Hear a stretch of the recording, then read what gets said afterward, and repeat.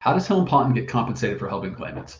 So this goes back to the earlier question so basically what happens is we have a contingency fee, meaning if we don't get you any benefits, you don't owe us a dime.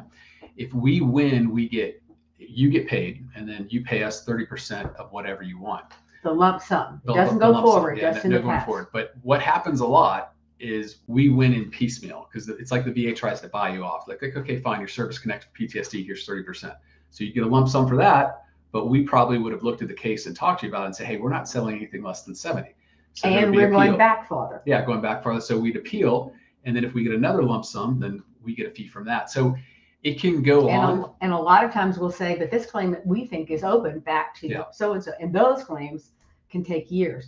I just won a case back to 1987. He got 100% for PTSD. Wow. And before that, I think it was 2007 when he came to me. So we've been working that. That's how long, when you figure, they don't want to pay these past due benefits. They don't want to pay these big SMCs.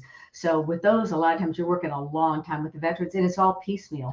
Yeah, but the important thing to know is that if you don't get any kind of lump sum, we don't either. So sometimes you'll get a decision where it's like, okay, you got 30% for GERD and you're already 100%, which means you don't get any increase. Well, you didn't get paid, so we wouldn't get paid either. But long and short of it is there's no fees from us unless we get paid, and that includes, we typically have to get outside medical exams that can run anywhere from $800 to extreme cases $3,000.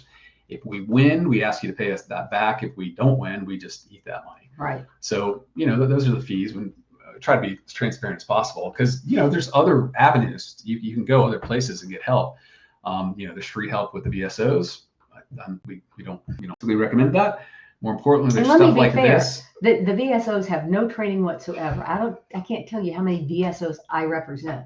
And they're going, there's SMC? What's SMC? This is the training they're getting. It's not, these people care. They like to do a good job, but they have no idea what's going on. And they're also overrun. I mean, we're very careful in the number of cases we take, because there's a lot of cases. I think we talk about this all the time. There's about 94% of the cases we turn down, not because they're not meritorious, but because we only have so many people here who can help, and we have to make sure the quality of our help is high. So yeah, that's how we operate. There's some other law firms that charge less.